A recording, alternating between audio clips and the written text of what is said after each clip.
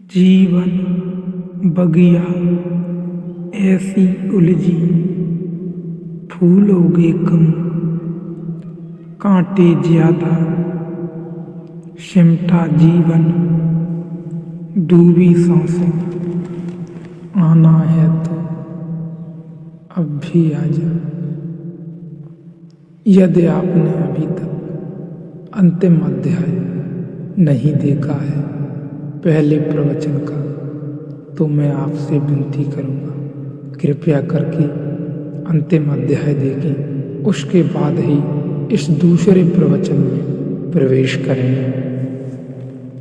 पहला प्रश्न, कल प्रवचन सुनते समय ऐसा लगा कि मैं इस पृथ्वी पर नहीं हूँ, वरन मुक्त और असीम आकाश में एक ज्योति कण हूँ। प्रवचन के बाद भी हल्केपन का, खालीपन का अनुभव होता रहा। उसी आकाश में भ्रमण करते रहने का जी होता रहा। ज्ञान, कर्म, भक्ति मैं नहीं जानता, लेकिन अकेला होने पर इस स्थिति में डूबे रहने की जो होता है।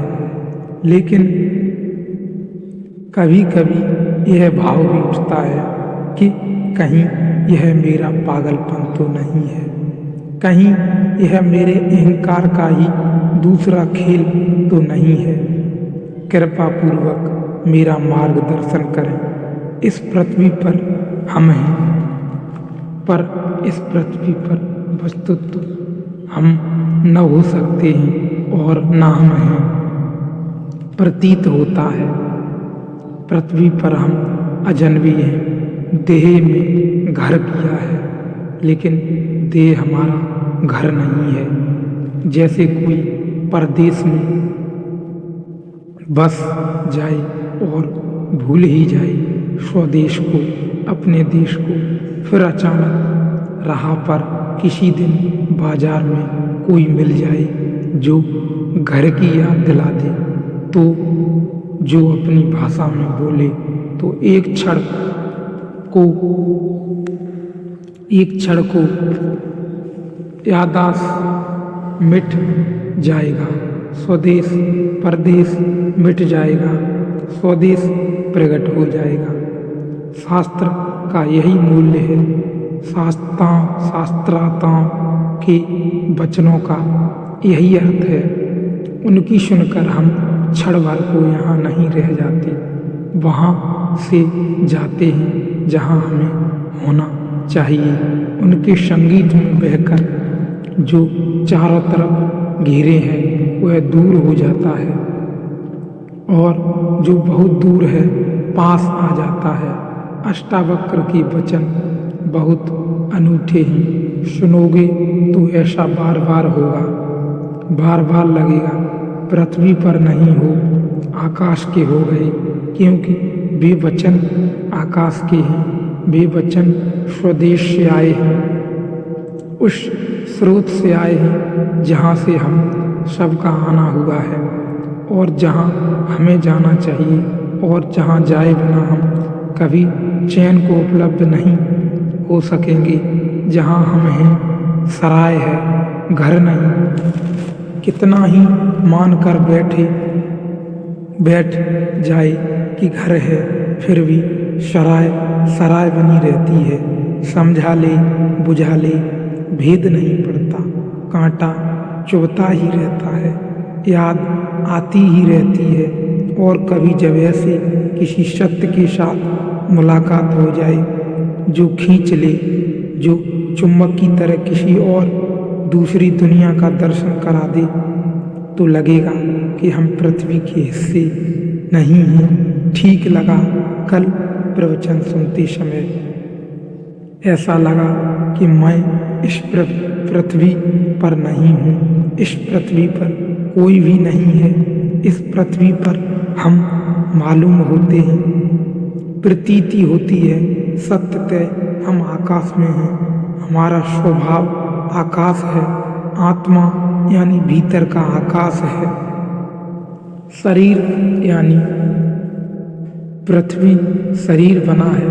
पृथ्वी से तुम बने हो, आकाश से तुम्हारे भीतर दोनों का मिलन हुआ है। तुम क्षितिज हो, जहाँ पृथ्वी आकाश में मिलती हुई मालूम पड़ती है, लेकिन मिलती थोड़े ही है।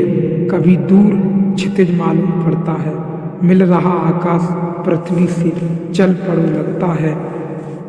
ऐसी घड़ी दो घड़ी में पहुंच जाएंगे, चलती रहो, जन्म जन्म तक कभी भी उस जगह न पहुंचोगे जहां आकाश पृथ्वी से मिलता है। बस मालूम होता सदा मालूम होता मिल रहा है।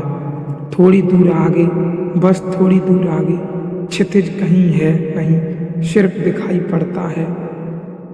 जैसे बाहर क्षितिज है, वैसे ही हमारी अवस्था है।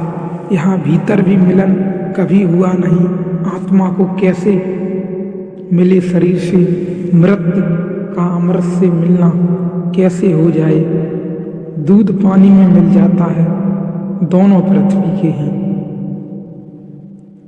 आत्मा शरीर से कैसे मिले?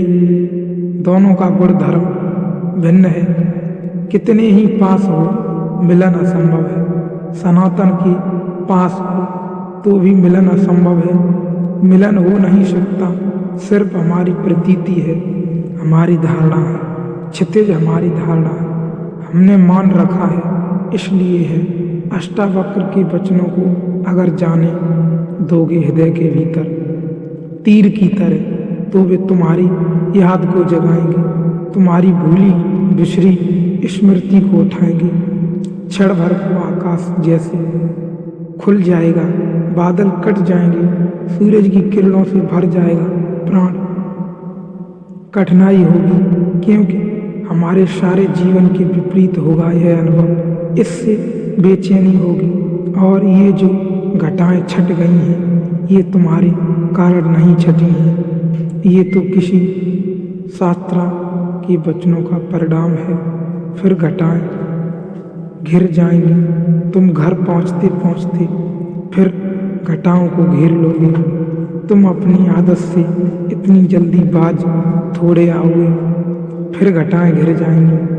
तब और बेचैनी होगी कि जो दिखाई पड़ा था वह सपना तो नहीं था, जो दिखाई पड़ा था कहीं कल्पना तो नहीं था, कहीं अहंकार का मन का खेल तो न था, कहीं ऐसा तो न हुआ कि हम किसी पागलपन में पड़ गए थे। स्वभावतः तुम्हारी आदतों का वजन बहुत पुराना है। अंधेरा बड़ा प्राचीन है, यद्यपि है नहीं पर है बहुत प्राचीन। सूरज की किरण कभी फूटती है तो बड़ी नहीं है, अत्यंत नहीं है, क्षण भर को दिखाई पड़ती है, फिर तुम अपने अंधेरे में खो जाते हो। तुम्हारे अंधेरे का बड़ा लंबा इतिहास है। जब तुम दोनों को तोलोगे तो शक किरण पर पैदा होगा, अंधेरे पर पैदा नहीं होगा। होना चाहिए अंधेरे पर होता है किरण पर, क्योंकि किरण है नई और अंधेरा है पुराना।